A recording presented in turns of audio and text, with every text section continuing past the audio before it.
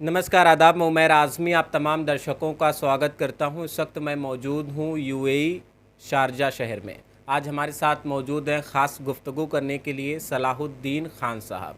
नाजरीन, आपको बता दें, देश के रक्षा मंत्री और उत्तर प्रदेश के पूर्व मुख्यमंत्री रहे मुलायम सिंह यादव जी की तबीयत लगातार बिगड़ती जा रही है। उनके चाहने वालों में और उनके कार्यकर्ताओं में और देश में एक तरीके से शोक की लहर दौड़ पड़ी है। आज हमारे साथ बातचीत करने के लिए सलाहुद्दीन खान साहब हैं। इनके वालिद साहब आलम खान साहब, जो कि आजमगढ़ के लालगंज के कटौली के रहने वाले थे और नेताजी के पुराने साथियों में से थे। बताया ऐसा जाता है कि जब समाजवादी पार्टी वजूद में आई तो नेताजी के साथ मिलकर उस ज़माने में वो भी संघर्ष किया करते थे। लेकिन बहुत सारे हालात पर हम गुफ्तगू करेंगे आज उनके साहबजादे सलाहुद्दीन खान साहब से। बहुत बहुत स्वागत है सर आपका। आपका बहुत बहुत शुक्रिया जो आपने वक्त दिया और दुबई तशरीफ़ लाए हमारे पास। आपके माध्यम से हम तमाम लोगों का जो कि नेताजी के लिए दुआ करते हैं, हम उनका शुक्रिया अदा करते हैं और हमारा परिवार पूरा उनके लिए दुआ गो है कि अल्लाह उनको सेहत अता फरमाए। सलाहुद्दीन खान साहब, पहला सवाल हमारा आपसे ये है कि जिस तरीके से मुलायम सिंह यादव जी की तबीयत ख़राब है और दिन ब दिन बिगड़ती ही जा रही है और देश में हर तरफ दुआएं हो रही हैं, उनके लिए प्रार्थनाएं की जा रही हैं, और ऐसे मंज़र को आप किस नज़रिए से देखते हैं? क्योंकि देश के रक्षा मंत्री और उत्तर प्रदेश के पूर्व मुख्यमंत्री के साथ साथ मुलायम सिंह यादव जी, बताया ऐसा जाता है कि आपके वालिद साहब के बड़े ख़ास थे और उस ज़माने में आते जाते थे, मुलाकातें होती थी, तो आपके परिवार से उनका एक घरेलू संबंध हुआ करता था। तो इस मंज़र को, आज की इस कैफियत को आप किस रूप में देख रहे हैं? हम लोग बहुत तहे दिल से दुआ करते हैं, क्योंकि नेताजी जैसा नेता अब बहुत सदियों में पैदा होता है। सदियों के बाद ऐसा नेता पैदा होता है जो देश के लिए बहुत ज़रूरी है। आज देश के जो हालात हैं उनके लिए नेताजी का होना बहुत ज़रूरी है। हम लोग दुआ करते हैं अल्लाह ताला उनको सेहत अता फ़रमाए। और हमारे वालिद मोहतरम से तो उनके ताल्लुक़, उनकी दोस्ती बहुत पुरानी है। करीब 1975 से हमारे घराने से उनकी दोस्ती है। हमारे वालिद साहब से उनके यहाँ आना जाना, बहुत अच्छे ताल्लुकात थे और हमेशा हालचाल पूछते रहे। और बल्कि अभी जब ये समाजवादी पार्टी का गठन किया तो उसका 25 साल पूरा मुकम्मल होने के बाद उन्होंने जो लोग फाउंडर मेंबर थे उनको लखनऊ बुलाया और सबको सम्मानित करने के लिए।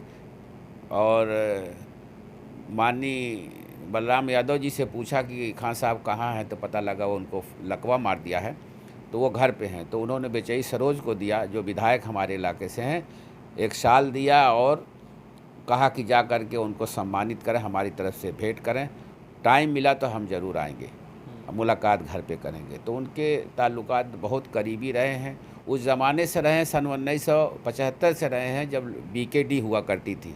उसके बाद लोकदल बनी, समाजवादी जनता पार्टी बनी, उसके बाद समाजवादी पार्टी का गठन हुआ। तो उस ज़माने से संबंध आना जाना है। बल्कि जब क्रांति रैली लेके निकले, जब उत्तर प्रदेश के लोकदल के जब ये अध्यक्ष बने, तो क्रांति रैली लेके उस वक्त दौरा किया उत्तर प्रदेश का नेताजी ने। तो 3 दिन हमारी बिल्डिंग में रहे हैं, 3 दिन हमारी बिल्डिंग में रहे हैं। उसमें स्वर्गीय इज्जत यादव जी और माननीय पूर्व मंत्री बलराम यादव जी भी साथ साथ रहे हैं हमारी बिल्डिंग में। और बहुत ही करीबी ताल्लुकात था, घरेलू ताल्लुकात पहले भी था, आज भी है।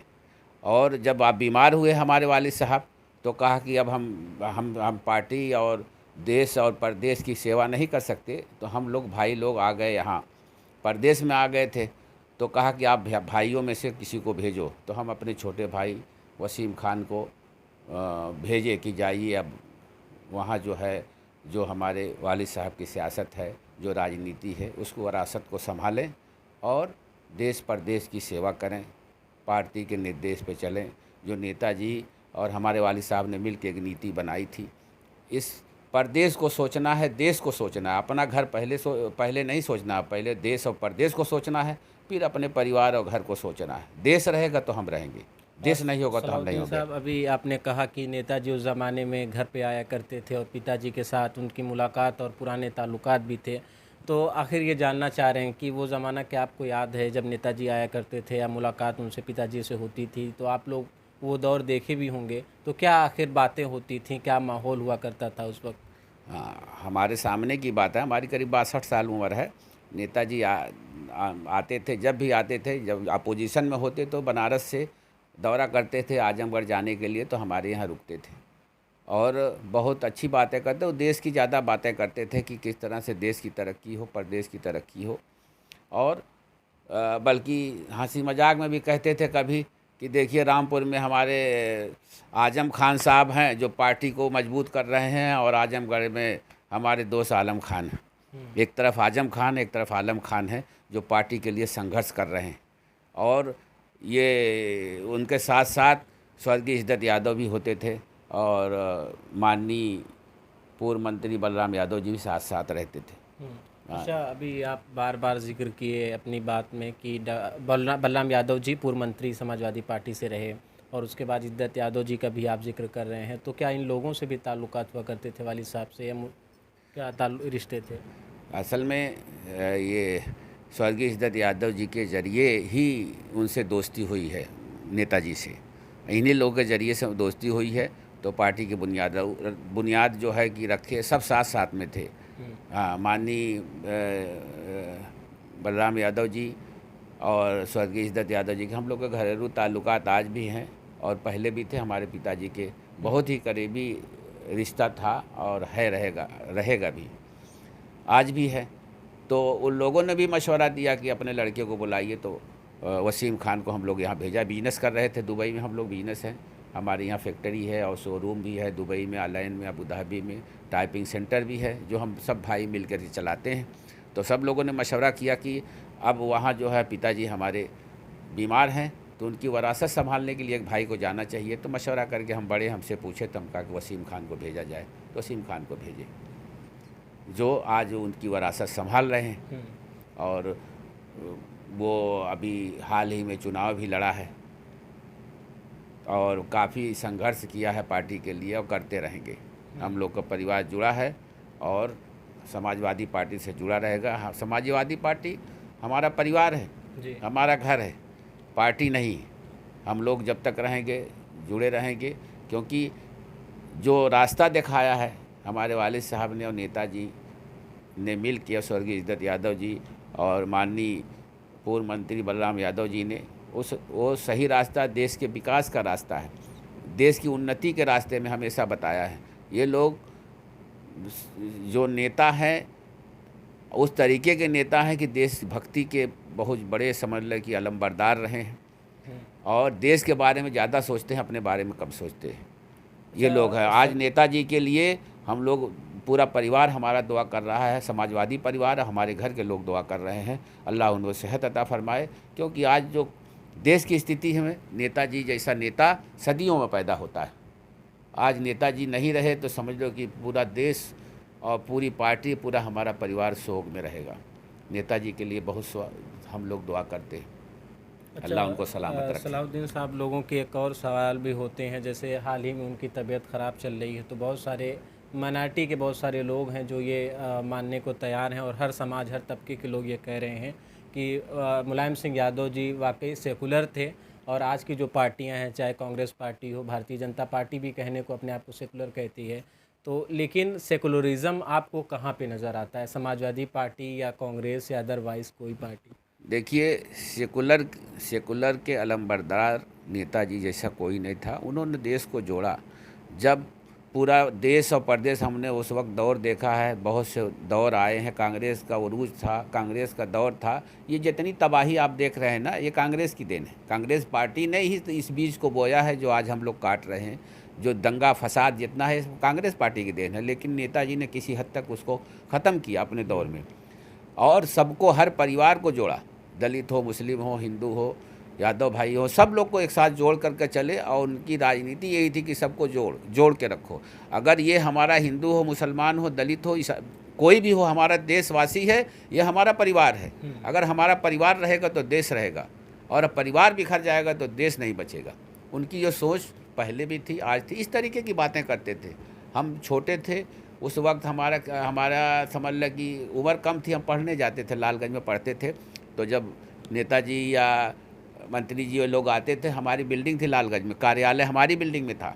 अच्छा। हाँ, उसी जगह बिल्डिंग में रुकते थे, लोग रहते थे। जब तो उस वक्त हम लोग छोटे छोटे बच्चे थे, सुनते थे उन लोगों की बातें, बल्कि करीब में बैठ कर के सुनते थे कि क्या उम्र बोल रहे रही हैं। होगी आपकी उस वक्त? उस वक्त हमारी उम्र, हमारा ख्याल है कि जब जब नेताजी के पास बैठते थे या वो लोग आते थे, हमारा ख्याल है कि 14-15 साल उम्र रही होगी। अच्छा, लेकिन हाँ, उस वक्त की बातें सब हमको याद आ रही है। अच्छा। आज सुन रहे हैं कि नेताजी बीमार हैं, तो सदमे से हमारा बुरा हाल है कि कुछ कर नहीं सकते, अपने हाथ में कुछ नहीं है। बस अल्लाह से दुआ करते अल्लाह ताला नेताजी को सेहत अता करे, उनके परिवार को और मजबूती से के साथ हर वर्ग से ले कर के चलने की तौफीक अता करे, और जितना भी संघर्ष हो सके संघर्ष करें। जो नेताजी ने रास्ता दिखाया उस रास्ते पे चलते हुए संघर्ष करें जी। और देश को जोड़ के चलें, परिवार को जोड़ चलें। ये देश हमारा है, ये परिवार हमारा है। और सलाहुद्दीन साहब, आखिरी सवाल हमारा आपसे। नेताजी के संघर्षों के बारे में आपने अभी गुफ्तगू हमसे की, अपने वालिद साहब के बारे में भी आपने बताया, और उनके जो ताल्लुकात थे, नेताजी आया करते थे उस ज़माने में। और कोई कुछ ऐसे किस्से आपको जो याद आते हों, जो वाकई यादगार हों आपके लिए, आपकी ज़िंदगी के लिए, तो वो हमारे दर्शकों को आप बताना चाहेंगे? और हम ये जानना भी चाह रहे हैं क्योंकि नेताजी की तबीयत लगातार इस अफसोसनाक बनी हुई है, तबीयत उनकी बिगड़ रही है, सारा देश दुआएं कर रहा है। तो कुछ किस्से कुछ याद आ रहे हैं जो नेताजी के बारे में जो ख़ास हों? नेताजी कि वाकई नेता थे, उनकी सोच थी कि अपने लोगों को साथ लेकर चलना। जो उनके साथ संघर्ष किए हैं उनको साथ लेकर चलते थे।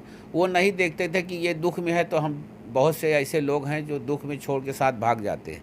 वो तन से, धन से, मन से और अपने शरीर से उनसे साथ जुड़ जाते थे। वो किसी को भूलते नहीं थे। अगर आपको 10 साल पहले देखा है, 10 साल बाद देखें तो पहचान लेते थे कि फ़लाँ आदमी है। यही नेताजी की बहुत ख़ास बात थी। और जो खतरा 10 साल बाद आने वाला था वो पहले पहचान लेते थे कि देखो ये आने वाले भविष्य में ये हो सकता है। और ये बात बताते थे अपनी महफिल में, अपने लोगों को बताते थे। अभी तो हमारे वालिद साहब नहीं रहे, स्वर्गीय इज्जत यादव जी भी नहीं रहे। आज हमारे पूर्व मंत्री माननीय बलराम यादव जी हैं, शायद उनको याद होगा। और हमारे ये क्या नाम है, वो पंडित जी दुबे जी, हरिप्रसाद दुबे जी हैं, दुबे बाबा, वो भी साथ रहते थे। इन लोगों को याद होगा हमारी बातें, क्योंकि ये लोग ही बैठते थे। हरिप्रसाद दुबे जी हैं, ये भी रहते थे साथ साथ बराबर हमारे वालिद साहब के। इनसे पूछ लेना, कोई गलत बात नहीं मैं कह रहा हूँ। इनके सामने बैठते थे हमारी बिल्डिंग में, कार्यालय में। ये लोग भी इस वक्त बात के गवाह हैं, अभी मौजूद हैं, पूछ लेना जा कर के। हरिप्रसाद दुबे बाबा और ये जो है कि माननीय पूर्व मंत्री श्री बलराम यादव जी हैं, ये लोग इस बात के गवाह हैं कि हम लोग तन मन धन से जुटे थे उनके साथ। और ये एक समझ लें कि ये कुंभा था नेताजी के साथ, ये कुंभा था जो नाम बता रहे हैं, हरिप्रसाद दुबे जी और स्वर्गीय इज्जत यादव जी और माननीय बलराम यादव जी, ये हमारे पिताजी, ये समझो एक कुंभा की तरह, एक घर की तरह रहते थे फैमिली में भी। जब भी आते थे आजमगढ़ से यहाँ तो हमारे यहाँ रुकते थे और जाते हुए। लेकिन जब सरकार में होते तो हेलीकॉप्टर से आते थे, तब तो आजमगढ़ हम लोग जाते थे। नहीं तो जब बाई कार जाते थे, अपोजिशन में होते थे आजमगढ़ नेताजी, तो हमारे यहाँ ज़रूर रुकते थे। और इस बात के गवाह हैं हरिप्रसाद दुबे जी और माननीय बलराम यादव जी मौजूद हैं, उनसे पूछ लेना। जी, बहुत बहुत शुक्रिया हमसे गुफ्तगू करने के लिए। इस वक्त हम मौजूद थे नाजरीन यूएई के शारजा शहर में, और सलाहुद्दीन खान साहब के दफ्तर पर हम मौजूद थे, जिनसे हमारी ख़ास और तफसीली गुफ्तगू हो रही थी। और मुलायम सिंह यादव जी की ज़िंदगी के बारे में इन्होंने बहुत कुछ हमें बताया, और वो किस विचारधारा के थे, उनकी आइडियोलॉजी क्या थी, और देश और प्रदेश की जनता के लिए वो कितना फ़िक्रमंद हुआ करते थे। ऐसी और तमाम खबरों के लिए आप बने रहिए हमारे साथ। मुलाकात होती है एक अगली स्पेशल रिपोर्ट के साथ। कैमरामैन माज अहमद के साथ उमैर आज़मी, यूएई शारजा।